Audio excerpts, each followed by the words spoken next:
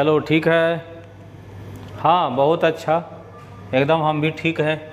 उम्मीद तो हम भी कर रहे हैं कि जितना जल्दी खुल जाए ऑफलाइन, आप सभी लोगों का क्लास बढ़िया से चलने लगे, आप लोग अच्छे से पढ़िए। चलो इधर कुछ बदलाव भी हो रहा है शिक्षा नीति का, लगे हुए हैं हम। जैसे ही बदलाव कुछ आएगी, जैसे हमको समझ में आ रहा है कि शायद ऑब्जेक्टिव क्वेश्चन कर देगा सारा क्वेश्चन को, हर एक क्वेश्चन, अब थ्योरी नहीं रहेगा। ऑब्जेक्टिव क्वेश्चन अगर करता है तो फिर हम लोगों को पूरा डिटेल्स अंदर तक पढ़ना होगा। जैसे भी हो जाएगा, सब हो जाएगा, इसमें चिंता नहीं करना है। समस्या आती है लेकिन समाधान भी आती है। चलो हम लोग आगे बढ़ रहे हैं। और हम लोग क्या, एडवर्ब ऑफ, हाँ एडवर्ब ऑफ हम लोग टाइम पढ़ लिए थे 1 नंबर। चलो अब हम लोग 2 नंबर में आते हैं। 2 नंबर में क्या है, लिखते भी चलो, एडवर्ब ऑफ प्लेस। हाँ हम थोड़ा स्पीड कम कर दिए हैं बोलने का, ताकि आप लोग को मेरी भाषा अच्छी से समझ में आ जाए। हाँ थोड़ा ज़ोर से बोलते हैं तो आवाज़ वाइब्रेट करने लगती है हॉल में। तो एडवर्ब ऑफ प्लेस, हिंदी नाम क्या हो गया जी, स्थानवाचक। हाँ स्थानवाचक क्रिया विशेषण, वी सुनना समझ जाएंगे विशेषण।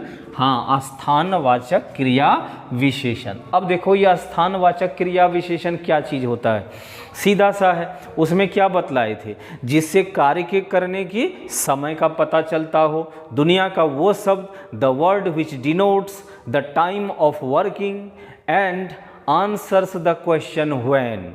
हम क्या बतलाए थे कि वो सब जो कार्य के करने की समय को व्यक्त करता है, वैसे शब्द को हम लोग एडवर्ब ऑफ टाइम कहते हैं। या हम ये कहे थे कि व्हेन जैसे प्रश्न का जो भी आंसर यानी कि हमें जवाब मिलेगा, वही होता है एडवर्ब ऑफ टाइम।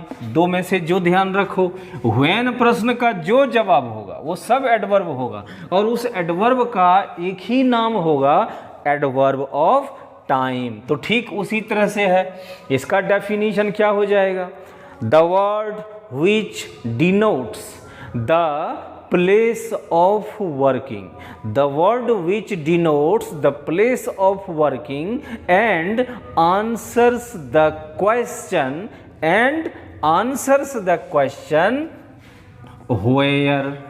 where मतलब कहाँ। अब कहाँ हम जब भी कहीं क्वेश्चन लगाएंगे, where प्रश्न हम जब भी कहीं लगाएंगे ना, एक चीज़ ध्यान रखो कि where प्रश्न का जवाब कोई न कोई स्थान का ही नाम आएगा, और क्योंकि यह स्थान से मतलब रखता है।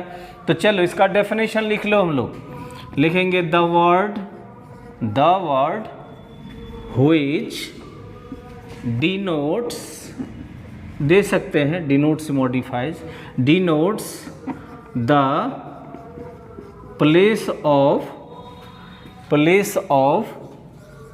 Working in a sentence is called the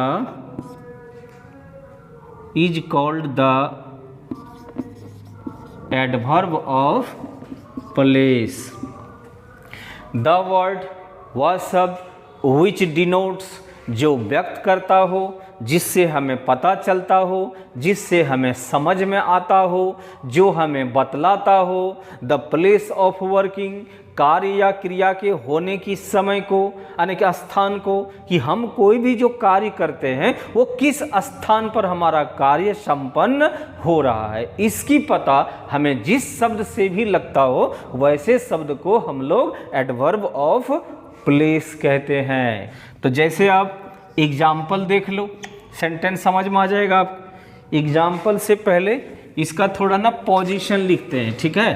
position मतलब कि इस शब्द का एडवर्ब ऑफ प्लेस का प्रयोग किसी भी सेंटेंस में आखिर होता कहाँ है। तो नीचे लिखेंगे पोजीशन, स्थान, सेंटेंस में एडवर्ब ऑफ प्लेस का कहाँ पे पोजीशन है। तो लिखेंगे हम लोग adverb of place always remains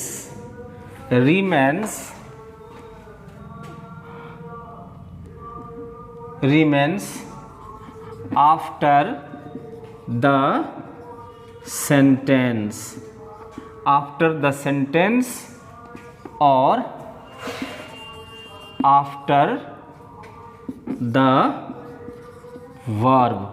किसी भी सेंटेंस में एडवर्ब ऑफ प्लेस का जो पोजीशन होगा वो किसी भी सेंटेंस में सेंटेंस के लास्ट में मतलब वर्ब के लास्ट में करेंगे। जैसे सेंटेंस एग्जाम्पल देख लो, मैं वहाँ जाता हूँ, कहाँ जाता हूँ तो जवाब क्या मिलेगा वहाँ, तो आई गो देयर, तो सेंटेंस के लास्ट में या वर्ब के लास्ट में। तो ये देयर हो गया कहाँ सवाल का, वेयर प्रश्न का जवाब हो गया, तो यही देयर हो गया इस जगह आपका एडवर्ब ऑफ प्लेस। शायद समझ गए होंगे, एडवर्ब ऑफ प्लेस। आपने फिर कहा कि she goes to Patna, she goes to Patna, sentence लिखते हैं she goes to Patna, she goes to Patna today, वो आज पटना जाती है। तो यहाँ देखो वर्ब के बाद पटना आया और इसके बाद आपका क्या आ गया टुडे, तो यहाँ कहाँ गया, कहाँ जाती है वो, पटना, तो यहाँ जो पटना हो गया यही आपका हो गया एडवर्ब ऑफ प्लेस। अच्छा एक चीज़ बतलाओ, इस सेंटेंस में हम लोग पटना को एडवर्ब ऑफ प्लेस तो कह दिए, लेकिन क्या इस सेंटेंस में और भी एडवर्ब कोई है क्या? ठीक है, देखो कौन कौन कौन वर्ड एडवर्ब लग रहा है? जी सर, टुडे भी यहाँ पे एडवर्ब है। टुडे एडवर्ब कौन सा है? कब तुम जाते हो तो आप क्या कहते हैं? आज। तुम वहाँ कब जाओगे तो जाओगे क्या? आज जा रहे हैं। तो कब सवाल का जो जवाब होता है वो एडवर्ब ऑफ टाइम होता है, और हम लोग यहाँ टुडे को एडवर्ब ऑफ टाइम, माने सेंटेंस में डबल एडवर्ब आ गया। लेकिन जो इसका पोजीशन है ना ये वर्ब के बाद ही होता है, और इसके बाद फिर आपका क्या आ गया? Adverb of time. ये हो गया एडवर्ब ऑफ टी से टाइम, ध्यान रखना। तो इस तरह से एडवर्ब ऑफ प्लेस था ये। और अब हम लोग चलेंगे 3 नंबर में, एडवर्ब ऑफ टाइम पढ़ लिए, एडवर्ब ऑफ प्लेस पढ़ लिए, और तीसरा नंबर में हम लोग लिखेंगे एडवर्ब ऑफ मैनर। लिखो एडवर्ब ऑफ मैनर, इसको हम लोग हिंदी में कहते हैं रीति, रीतिवाचक क्रिया विशेषण, रीतिवाचक क्रिया विशेषण, इसी को हम लोग हिंदी में कहते हैं रीतिवाचक क्रिया विशेषण। अब देखो रीतिवाचक क्या है, ये ट्रेडिशन क्या है, रीति क्या है, मैनर क्या होता है, तरीका। मैनर का मतलब क्या होता है? तरीका। तो दुनिया का वैसा शब्द जिससे हमें ये पता चलता हो कि कोई भी जो कार्य हो रही है उस कार्य के संपन्न होने की तरीका क्या है, उसका मैनर क्या है, उसका तरीका क्या है, उसकी ट्रेडिशन क्या है, किस परंपरा के तहत, किस मैनर के तहत वो सेंटेंस में कोई भी कार्य संपन्न किया जा रहा है। तो ऐसा शब्द जिससे भी हमें क्रिया के मैनर का पता चलता हो उसी शब्द को हम लोग एडवर्ब ऑफ मैनर कहते हैं, मतलब रीतिवाचक क्रिया विशेषण कहते हैं। तो पहले डेफिनेशन लिख लो, चलो लिखो the word which denotes the manner of working in a sentence and answers the question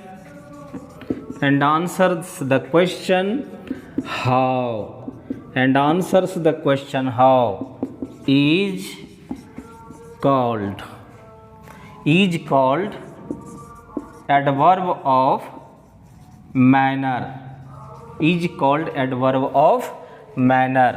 the word which denotes, वह शब्द जो व्यक्त करता है, जो बतलाता है, जिससे हमें ये पता चलती है कि कोई भी सेंटेंस में जो कार्य हो रही है उस कार्य के होने की, संपन्न होने का तरीका क्या है, मैनर क्या है, उसकी रीति क्या है, उसकी ट्रेडिशन क्या है, वो कार्य किस तरह से हो रही है, ये जिससे भी हमें पता चल जाए। या फिर हाउ प्रश्न लगा दो कोई भी सेंटेंस में। अगर आपको कहीं भी सेंटेंस में एडवर्ब ऑफ मैनर का पता लगाना हो तो आप हाउ लगा दो, आप हाउ लगा दो। हाउ सवाल का जो भी जवाब होगा, HOW हाउ, यह हाउ सवाल का जो भी जवाब होगा that is called adverb of manner. हम उसी को एडवर्ब ऑफ मैनर कहते हैं। आपको समझ जाना है वो एडवर्ब ऑफ मैनर है। एक एग्जाम्पल लेते हैं और फिर इसका पोजीशन भी बतला रहे हैं। लिखेंगे she slowly reads there, she slowly reads there, ऐसा है सी स्लोली रीड्स देयर, वह धीरे धीरे वहां पढ़ती है। कहां पढ़ती है देख लो, वहां। तो वेयर प्रश्न का जवाब मिल गया ना। तो इस सेंटेंस में इसका मतलब यहां जो देयर लिखे हम लोग, तो ये क्या हो गया, एडवर्ब ऑफ पी से प्लेस हो गया, PLACE। तो एडवर्ब ऑफ प्लेस हो गया ना जी ये। चलो अब यहां देखो, कैसे, कैसे सवाल का जवाब, सी स्लोली रीड्स, वह पढ़ती है धीरे धीरे। वह कैसे पढ़ती है, तो जवाब क्या आएगा, धीरे धीरे। तो यहां स्लोली क्या हो गया, एडवर्ब ऑफ मैनर, यही हो गया एडवर्ब ऑफ मैनर। इसको लिख लो एग्जाम्पल को भी। अब इसके बाद हम लोग इसका पोजीशन जान जाते हैं और फिर इसका हम लोग कंपोजिशन भी जानेंगे, क्योंकि एडवर्ब ऑफ मैनर की जो संख्या है ये बहुत है और इसको बनाने का मेथड है, ये बना हुआ नहीं है, इसको आप खुद बना लीजिएगा। एडवर्ब ऑफ मैनर को आप खुद अपने आप बना सकते हैं। तो चलो अब इसका लिख लेते हैं हम लोग। पोजीशन लिखते हैं पहले, पोजीशन, आखिर एडवर्ब ऑफ मैनर का प्रयोग। देखो हम टेंस पढ़ाने में तुम लोग को एक वर्ड का उस समय हम जिक्र किए थे, LY वर्ड। क्या कहे थे कि दुनिया में जब भी कहीं किसी भी शब्द के अंत में अगर हम लोगों को LY वर्ड दिख जाता है तो हम ये कहे थे कि LY वर्ड जैसे ही तुमको दिख जाए तो फौरन तुमको ये ध्यान देना है कि हिंदी में इस वर्ड का यूज चाहे कहीं भी हो, लेकिन हम अंग्रेजी सेंटेंस में LY वर्ड का प्रयोग हम दो ही जगह करेंगे, या तो सेंटेंस में वर्ब के ठीक पहले, या तो सेंटेंस में वर्ब प्लस ऑब्जेक्ट के ठीक बाद। या तो वर्ब के ठीक पहले या तो वर्ब प्लस ऑब्जेक्ट के ठीक बाद। बाकी किसी भी जगह अगर हम लगाएंगे तो हमारा सेंटेंस गलत हो जाएगा, क्योंकि ये एडवर्ब ऑफ मैनर की रूल होती है। और यहां भी हम यही चीज लिखेंगे, पोजीशन में लिखेंगे adverb of manner always remains before or after only the verb। कैसे, तो हम यहाँ पे नीचे लिख रहे हैं इसके लिए, हाँ ये यहाँ नीचे आ गया, डॉट डॉट डॉट कर देंगे। डॉट डॉट डॉट का मतलब आप यहाँ एडजेक्टिव लिख सकते हैं, adjective plus LY, adjective plus LY किसके पहले, वर्ब के पहले। दूसरा रूल देखो इसको, इसका क्या है, verb plus object plus adjective plus LY, बस यही इसका दो यूज का रूल है। ये हमेशा वर्ब के या तो पहले रहेगा या वर्ब के बाद रहेगा।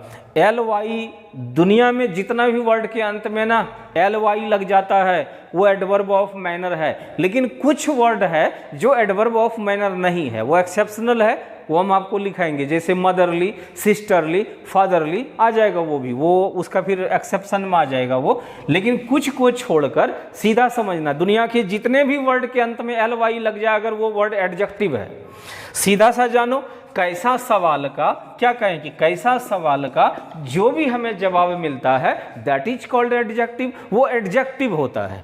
आप एडजेक्टिव को फौरन पकड़ लिए, आप क्या कहें कि वो बहुत खूबसूरत है, तो आप बहुत खूबसूरत का क्या लिखते हैं, वेरी ब्यूटीफुल, तो ब्यूटीफुल लिखे। कैसी है तो ब्यूटीफुल, एडजेक्टिव ly लगा दो, ब्यूटीफुल से ब्यूटीफुल्ली बन गया। अब देखो एडजेक्टिव के साथ ly लग गया ना, तो पहले आप ब्यूटीफुल एडजेक्टिव पता कर लिए और उसके फौरन बाद देखिए कि ly लगा हुआ है, तो एडजेक्टिव के साथ अगर ly लगा हुआ है तो वो एडवर्ब ऑफ मैनर है। लेकिन हम क्या कहें, अब मदर में अगर हम मान लो ly लगा दिए, मदरली का मतलब होता है माँ की तरह, माँ के रूप में, माँ की जैसी पर माँ नहीं।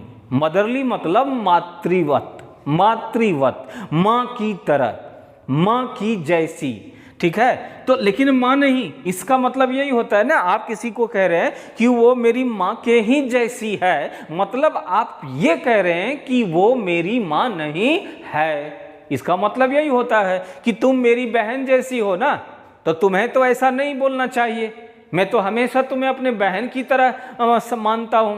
तो अब यहाँ इसका मतलब आप स्पष्ट रूप से ये कह दिए अगले को कि तुम मेरी बहन की तरह हो, परंतु तुम मेरी बहन नहीं हो। और अगर कोई मेरी माँ है और यहाँ आई, जोर से चिल्लाया यहाँ रोशन महानामा कहाँ, तो हम पूछे कौन है रोशन, उठ के कौन है ये, तो सर माँ है, माँ है सर, माँ है, मेरे पास गाड़ी है, बंगला है, पैसा है, सब कुछ है, बोल तेरे पास क्या है, मेरे पास मेरी माँ है, मेरे पास मेरी माँ है। डायलॉग सुने आप लोग, ये सब डायलॉग्स देते रहते हैं आप ही लोग। तो एडजेक्टिव के अंत में अगर ly लग गया तो क्या होगा, एडवर्ब ऑफ मैनर। लेकिन मदर शब्द, मदर क्या है, एक रिलेशन का नाम है, किसी भी चीज का नाम इज कॉल्ड नाउन, किसी भी चीज का नाम इज कॉल्ड नाउन, क्या है, नाउन। आप ही लोग ना गाना उना गाते रहते हैं, नाम जलेबी बाई, गाते होगी नहीं जी। एक बंदा है वो दाढ़ी वाला, वो गाना गा रहा है और चल रहा है मजलिस, जैसे ही बोलता है नाम जलेबी बाई, तो नाम बोला तो क्या नाम आया, जलेबी बाई, तो जलेबी बाई क्या हो गया, नाम हो गया ना, तो नाम हो गया तो नाउन। तो नाउन के साथ अगर ly लगता है तो ये एडवर्ब नहीं होगा, लेकिन एडजेक्टिव के साथ अगर ly लगता है तो वो एडवर्ब होगा, और उसी एडवर्ब का नाम होगा एडवर्ब ऑफ मैनर। बाद में जानेंगे ये भी, मदरली में नाउन के साथ ly लगेगा तो फिर सर ये क्या बनेगा जब एडवर्ब नहीं बनेगा, तो यहाँ अभी हम समझा रहे थे आपको, ठीक है। तो ये रूल आप समझ गए हैं, हम उम्मीद करते हैं कि आपको समझ में आ गया होगा। तो पोजीशन भी आप जान गए, हाँ, वर्ब प्लस ऑब्जेक्ट के बाद, अगर सेंटेंस में वर्ब के बाद ऑब्जेक्ट आता है तो ly वर्ड का प्रयोग हम ऑब्जेक्ट के बाद ही करेंगे, ठीक है। तुम्हारा सवाल कि अगर सर ऑब्जेक्ट नहीं आए तो, चलो ऑब्जेक्ट नहीं आए तो हम यहाँ पे हटा दिए ऑब्जेक्ट को, ऑब्जेक्ट हटा दिए तो देखो ऑटोमेटिकली ly किसके बाद आ गया, वर्ब के बाद आया ना, तो ऑटोमेटिकली वो वर्ब के बाद आ जाएगा, करने की जरूरत क्या है, वो अपने आप आ जाएगा वो। तो दो ही जगह इसका यूज हम लोग करेंगे। ये था पोजीशन। अब देखो इसका पोजीशन के साथ अब हम लोग इसका अब पोजीशन और अब कंपोजिशन लेते हैं। कंपोजिशन मतलब इसको बनाने की रूल क्या है, तो रूल सीधा है, एडजेक्टिव प्लस ly बराबर क्या हो जाएगा, एडवर्ब ऑफ, एम से मैनर समझ लीजिएगा, ठीक है। एडजेक्टिव प्लस ly बराबर एडवर्ब ऑफ मैनर। किसी भी एडजेक्टिव के साथ अगर हम ly लगा देते हैं या पहले से कहीं लगा हुआ दिख जाता है तो आपको समझ जाना है कि ये एडवर्ब ऑफ मैनर है। जैसे एग्जाम्पल, पावरफुल आदमी, कैसा आदमी, पावरफुल, तो कैसा सवाल का जवाब पावरफुल हुआ ना जी, जी सर, तो एडजेक्टिव हुआ ना, तो जब एडजेक्टिव हुआ तो इसमें ly लगा सकते हैं ना, लगा दो तो क्या लग जाएगा, पावरफुल्ली हो जाएगा ना, तो कर देंगे हम लोग पावरफुल्ली। तो यही पावरफुल्ली क्या बन गया, एडवर्ब ऑफ, हाँ, एडवर्ब ऑफ मैनर बन गया, ठीक है। अपने से अब बनाओ ब्यूटीफुल, तो क्या बन जाएगा, ब्यूटीफुल्ली, ब्यूटीफुल्ली, ठीक ठीक है, रेगुलर क्या कर लेंगे, regularly, regularly, regularly. Smart means दिमाग से जो चालाक होता है उसको स्मार्ट बोलते हैं। शरीर से जो सुंदर होता है, चेहरे से जो सुंदर होता है उसके लिए स्मार्ट नहीं, उसके लिए हैंडसम, और कोई अगर फीमेल सेक्स हो तो ब्यूटीफुल लगाते हैं। परंतु दिमाग से जो तेज होता है वैसे इंसान को स्मार्ट कहते हैं, ये ध्यान रखना। स्मार्ट का मतलब ये नहीं कि तुम बहुत खूबसूरत हो देखने में। स्मार्ट का मतलब APJ Abdul Kalam was a smart scientist. He was not a politician but a smart scientist. He is also called a missile man in India. Bharat में उसको मिसाइल मैन भी कहा जाता है। And also a Dhakad person in India. कभी हमारे देश भारत में कभी धाकड़ पर्सन था वो, ठीक है। हाँ, धाकड़ मतलब पावरफुल, शक्तिशाली, हाँ, स्ट्रेंथफुल, पावरफुल, मोस्ट पावरफुल। तो स्मार्ट मीन्स चालाक। अब इसी में हम कर देंगे स्मार्ट में अलवाई स्मार्टली, मतलब हो जाएगा चालाकी से। तो बन गया ना ये सब। तो बनाने की रूल भी दे दिए, कहाँ लगेगा सेंटेंस में आप ये भी जान गए। अब एक दो सेंटेंस और ले लेते हैं कि ये आपका एडवर्ब ऑफ मैनर हो जाएगा समाप्त। तो एक सेंटेंस और ले रहे हैं, इसको देख लो। वह बड़ी ही चालाकी से अपना काम समाप्त कर लिया। वह बड़ी ही चालाकी से अपना काम समाप्त कर लिया। तो जो टेंस में है उसी में सेंटेंस बनेंगे। तो वह का ही लिखे, ही अपना काम समाप्त कर लिया। काम समाप्त करना का यहाँ कंडक्ट लिख सकते हैं, मतलब संपन्न कर लेना। ही कंडक्टेड, उसने समाप्त कर लिया। अब है अपना काम, ही कंडक्टेड हीज वर्क, और यहीं पे लग जाएगा अब स्मार्टली, क्योंकि कंडक्टेड वर्ब है यानी कि V2 है। तो देखो इस वर्ब के काम का फल किस पर पड़ता है, हीज वर्क, यानी कि ऑब्जेक्ट ये हो गया। तो अगर सेंटेंस में वर्ब और ऑब्जेक्ट दोनों आता है तो हम LY का पोजीशन कहाँ रखेंगे, वर्ब प्लस ऑब्जेक्ट के बाद। अगर सेंटेंस में हमको इच्छा होती कि हम वर्ब के पहले रखते हैं, दोनों कंडीशन में हम यूज कर सकते हैं, तो यहाँ हम लिखते ही स्मार्टली कंडक्टेड, नीचे लिख भी देते हैं हम इसको। तो ही स्मार्टली कंडक्टेड, या लिखेंगे ही कंडक्टेड हिज वर्क स्मार्टली, चालाकी से खत्म। अब यहाँ है, हाँ, बड़ी चालाकी से है जी, इसीलिए यहाँ पे और एक चीज लगेगा, वेरी स्मार्टली, वेरी स्मार्टली। ही conducted his work very smartly. या नहीं तो फिर हम लोग इसको इस तरह से बना लेंगे, दोनों सेंटेंस हम लोग का सही होगा। यहाँ पे ही very smartly conducted his work, बन गया सेंटेंस, ठीक है। तो ये हम लोग का था एडवर्ब ऑफ मैनर। हाँ, adverb of manner, adverb of manner है। चलो यहीं तक इसको रखते हैं। हाँ, तुम लोग थोड़ा सा ध्यान देना, मेरे ऐप पर हर चीज़ की पढ़ाई स्टार्ट है। तुम लोगों को जो बच्चा मिले, कोई कुछ पूछे तो ज़रूर शेयर कर देना। BA part 1 English honours, BA part 2 English honours, BA part 3 English honours, सारे यूनिवर्सिटी का, पूर्णिया यूनिवर्सिटी का, मधेपुरा यूनिवर्सिटी का, पूर्णिया PU यूनिवर्सिटी होता है, और भागलपुर यूनिवर्सिटी का, ये 3 यूनिवर्सिटी की तो पढ़ाई मेरे पास ऑनलाइन स्टार्ट है, नोट्स के साथ, और पढ़ाई भी और साथ में नोट्स भी, दोनों ऐप में PDF सबका डाला हुआ चले जाएगा कुछ दिन में। मेरे पास फिर नया बैच 11th का भी स्टार्ट हो चुकी है ऑनलाइन, अभी ऑनलाइन ही है एकमात्र उपाय। फिर ऑनलाइन ख़त्म होगी, जब ऑफलाइन की इजाज़त मिलेगी सरकार की तरफ से, तो फिर हम ऑफलाइन में सबको जोड़ लेंगे जो जुड़ना चाहेगा।